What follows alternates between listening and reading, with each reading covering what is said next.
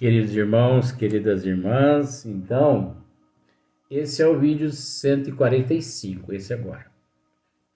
Então, como eu prometi, a sequência é: as pessoas vê dificuldade nisso. Vejamos, isso é assunto aqui do Livro dos Médiuns, viu? Não estou inventando história, não. Allan Kardec, ele levou um tempo, vamos pensar assim, de 14 a 15 anos praticamente para codificar a doutrina dos espíritos. Ininterruptamente.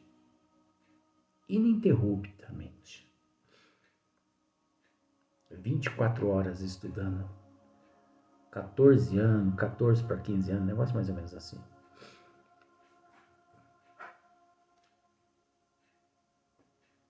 Ele esmiuçou tudo.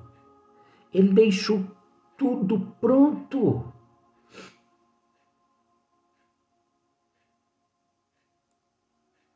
E muitas pessoas têm preguiça, não gosta de ler, de estudar as obras básicas, e diz, muitos ainda no Brasil diz que não são adeptos de Kardec, porque Kardec está ultrapassado.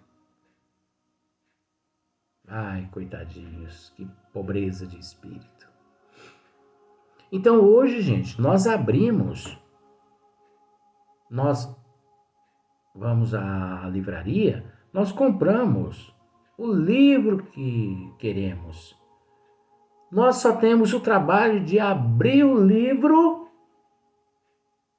e de, como se diz o ditado, de degustar tudo que lá dentro se encontra.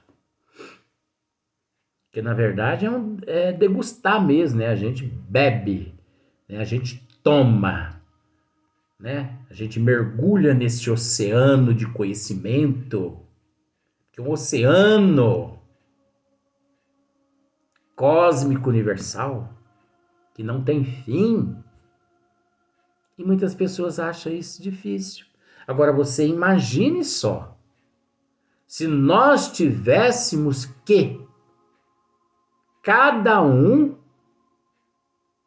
por conta própria,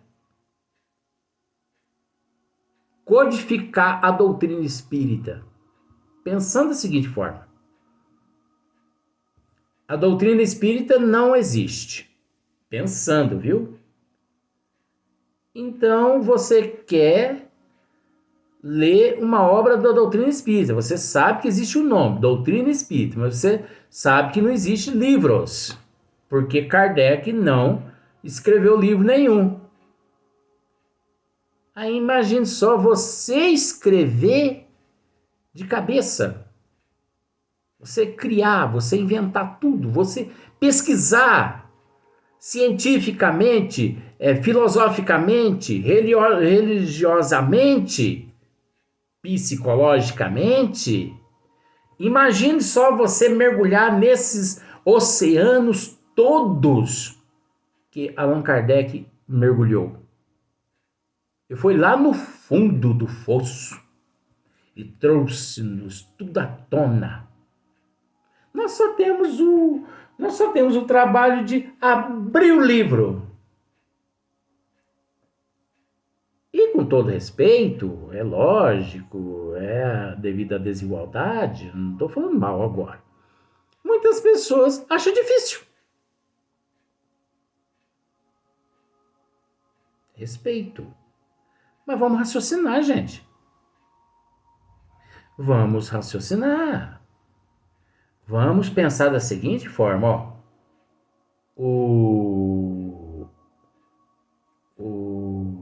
O bovino come capinho, toma aguinha na baia, você entendeu?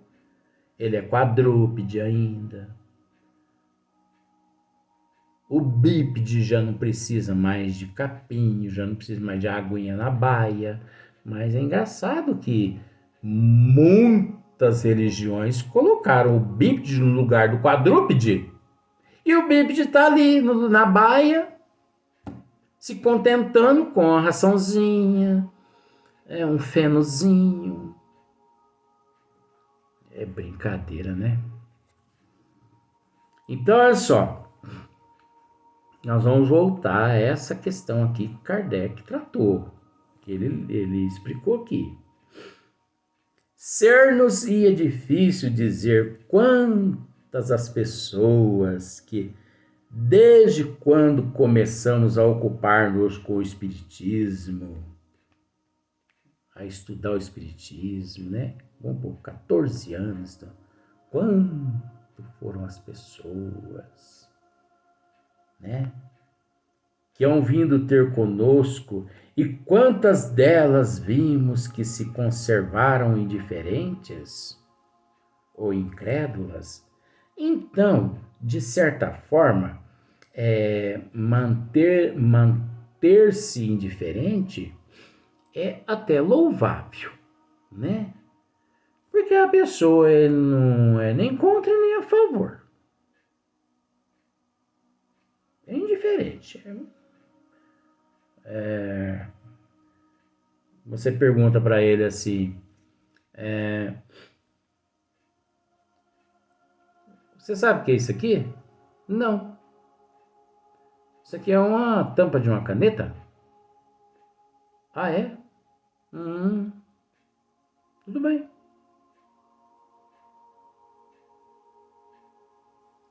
Ele é indiferente. Ele não interroga para que serve, como é usado.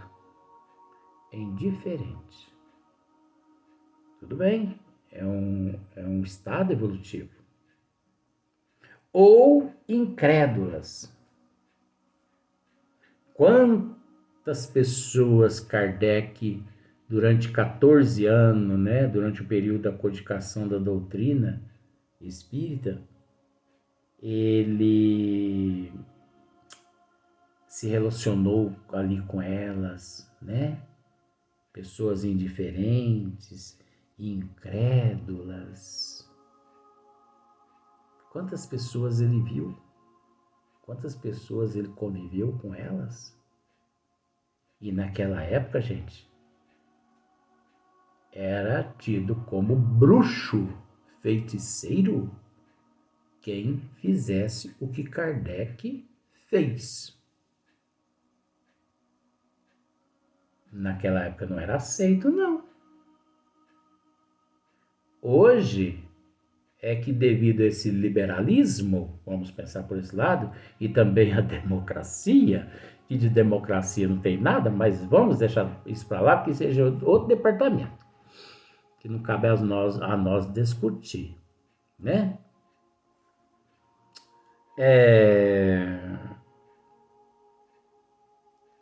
Hoje em dia tá fácil mais. Você pode ir a uma livraria espírita e comprar o livro que você quiser e sentar em um banco numa praça e ler, e até em voz alta se você quiser. A polícia passa, nem dá bola pra você. Ele pode fazer assim, ó. Ih, pirou. Olha lá.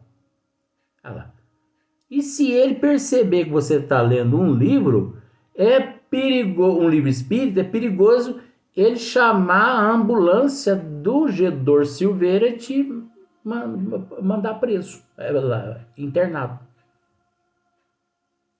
Porque você está pondo em risco a vida da sociedade. Doido. Mas mais do que isso não acontece. Agora, naquela época, não, né? Livros eram queimados, né? Kardec mesmo enviou, acho que para Barcelona, mais 300 obras, e o bispo lá confiscou as obras e mandou meter fogo. O professor Eurípides mesmo, quando ia a São Paulo, ou à cidade de São Sebastião do Rio de Janeiro, no ano de 1904, ele ia a São Sebastião do Rio de Janeiro E ele trazia alguns exemplares escondidos, como se diz o ditado, em fundos falsos das malas.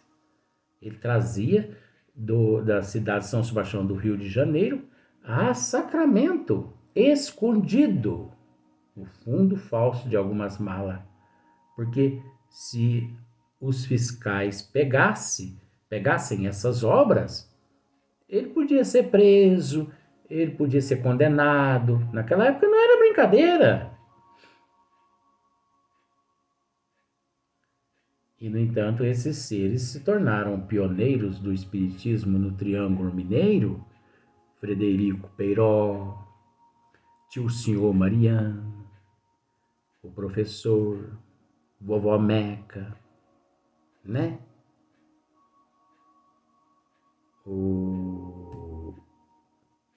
E vários outros. Tomás Novelino, na cidade de Franca. Então, você observa que eu estou falando desses pioneiros, esses anteriores. Na época de Chico Xavier também não era fácil. Chico foi, algumas vezes assim, foi processado. Entendeu? Agora hoje nós tem tudo. É isso que me deixa assim, sabe? Estressado. Mas já passou o estresse. Já passou. Né? Então,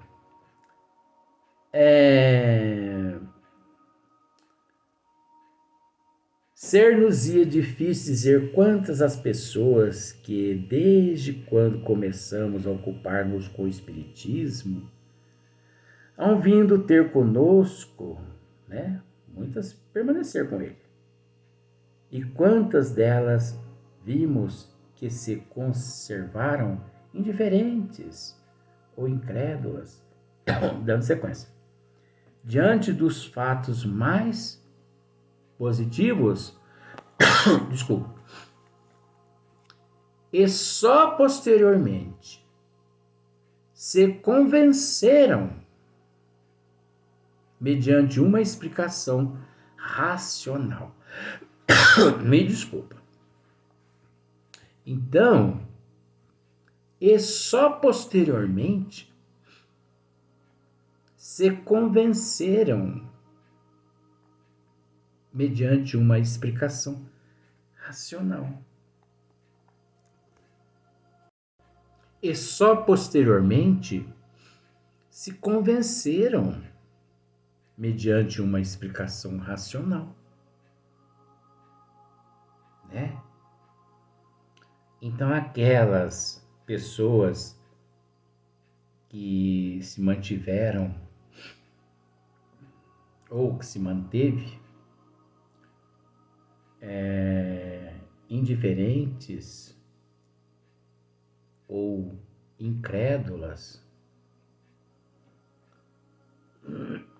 quando Hipólito Lyon Denisard Rivail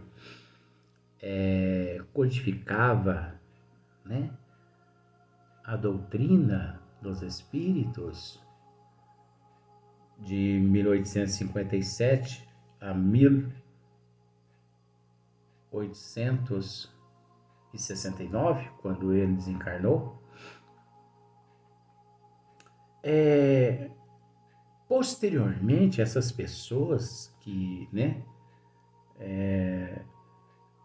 se mantiveram ou se manteram, né? Eu sou meio difícil em questão de português. Eu não tenho. Mas bom que eu assumo, né? Então, mas você entende. O importante é você entender. Mas eu confesso que eu não sou bom de português. Então, essas pessoas todas indiferentes ou incrédulas, né? Essas que se afastaram dele naquela época,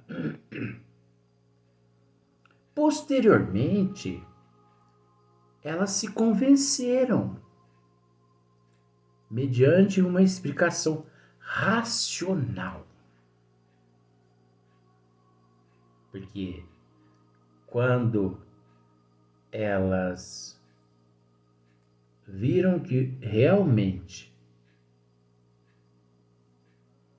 havia fundamento e que, de fato, tudo aquilo era coordenado e movido e dirigido por espíritos que povoa o universo. Seres que viveram no corpo físico.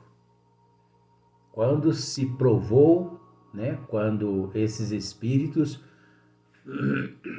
provou a desigualdade, a imortalidade da alma, provou tudo.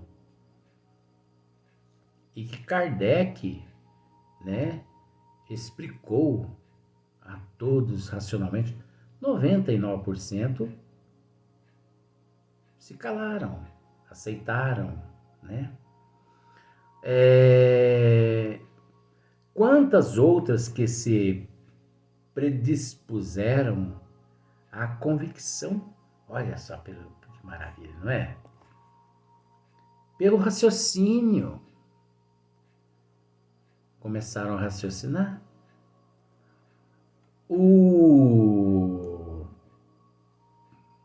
nosso trabalho aqui, que é um trabalho pequenininho, porque nós já pegamos tudo pronto de Kardec, mas é um trabalho assim quase que semelhante lá, mas entenda bem, é um esmiuçamento. Então, quantas pessoas, a partir desse esmiuçamento, elas passaram, e muitas ainda passarão, a ficar mais atenta. Porque eu conheço muitas pessoas que desde quando nós começamos o esmiuçamento do Livro dos Espíritos, elas passaram a ficar mais atentas. Elas já não estudam essas obras como elas estudavam antes, não. Elas vão assim mais devagar, elas demoram um pouco para poder vencer uma página, né? Elas procuram entender o que uma palavra quer dizer. É só não perder como se diz o ditado, é só não perder o fio da linhada. Não é? Então, quantas outras que se predispuseram à convicção, outras pessoas que desconhecia a doutrina, mas que mediante as explicações racional, obviamente elas se predispuseram, né, à convicção pelo raciocínio. Pelo raciocínio. Não é isso que nós estamos tentando fazer? Não é mais ou menos? Que as pessoas raciocinem. Porque as pessoas são inteligentes. Às vezes o que falta é alguém chegar e falar: vamos raciocinar juntos. Vamos. Vamos. O professor, por exemplo, numa sala de aula, ele age dessa forma. O professor, ele aplica lá, né, na lousa, a matéria. Mas ele não deixa exclusivamente que os alunos decifrem a matéria. Não, ele aplica lá na lousa. Tem uns que são tão chiques, né, que tem slide. Mas vamos pelo lado convencional mesmo, simplesinho. Ele aplica a matéria lá na lousa e depois ele esmiuça aquela matéria. O que significa isso? De uma forma racional, ele explica aquela matéria, ele esclarece aos alunos o verdadeiro significado, sentido daquela matéria. Porque se o professor apenas aplica a matéria lá na lousa e fala assim para os alunos, vocês têm 10 minutos para copiar em seus cadernos. Venceu os 10 minutos, ela vai lá com a esponja e apaga da lousa. Ué, ela não fez seu trabalho de professora? Porque, como nós já dissemos, o professor na sala de aula, a responsabilidade dele é ensinar e não educar. Educar é responsabilidade dos pais. Ensinar é responsabilidade dos professores. E de uma forma racional, o professor explica. Ele ensina. Então tem professores que ficam ali, ó, horas e horas ali, ó, com aquela matéria ali na lousa, explicando. Mas tia, eu não entendi. Então vem aqui, Joãozinho. Vem aqui, Terezinha. É assim, né? Então, pelo raciocínio, nós estamos juntos nesse estudo, assim, procurando raciocinar. Ninguém é melhor que ninguém. Então é a mesma situação assim. Aqueles que aderem esse esmiuçamento, ele está enquadrado nessa questão. Gente, vamos raciocinar nesta matéria aqui, essas questões nessa matéria, vamos raciocinar com prudência, com bom senso. Vamos, nós temos capacidade. Não vamos desanimar, não. Ah, mas eu não entendi nada. Não tem problema. Não está sendo exigido nada, não está sendo cobrado nada. Ninguém é melhor que ninguém. Está sendo registrado na tua consciência tudo que você está ouvindo, assistindo. Então, nosso irmão Cássio mesmo, isso porque sua mamãezinha mesmo que me contou essa história, que tem alguns assuntos que ele assistindo, ele está aqui presente, ele assistindo aqui, tem certos assuntos que ele não consegue entender. Então ele escreve e depois ele vai consultar Fernando no plano espiritual. Aí Fernando pega e fala assim, ó, Cássio, tem coisas que a gente não consegue entender mesmo, né, meu amigo, né, meu filho? E o Cássio, ele é obstinado. Ele se contenta com isso que o Fernando responde, não, essa é a resposta. Então ele vai ele se dirige até as bibliotecas lá na colônia e ele busca lá, né, ele digita lá tal. Aí vem a resposta lá. Essa matéria só será compreendida lá pelo ano de 2800. Que? Ah, mas nós nos encontramos em 2022? Matéria que vai ser lá para frente. Isso aqui, esse trabalho nosso é um trabalho precursor. Que não é para as pessoas entender tudo. O que eu aqui esclareço, eu entendo tudo. Eu sei tudo. a respeito de tudo que eu trato aqui. Mas as pessoas, agora não significa que tudo que eu trato aqui é tudo que existe. Não. É apenas uma fagulha.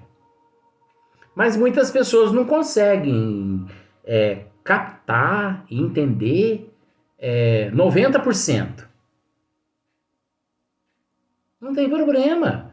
A pessoa vai evoluir, a pessoa vai conseguir, daqui 800 anos, a pessoa vai retornar essas matérias de novo. Ué, que isso, gente? Né? Então vamos para o próximo vídeo.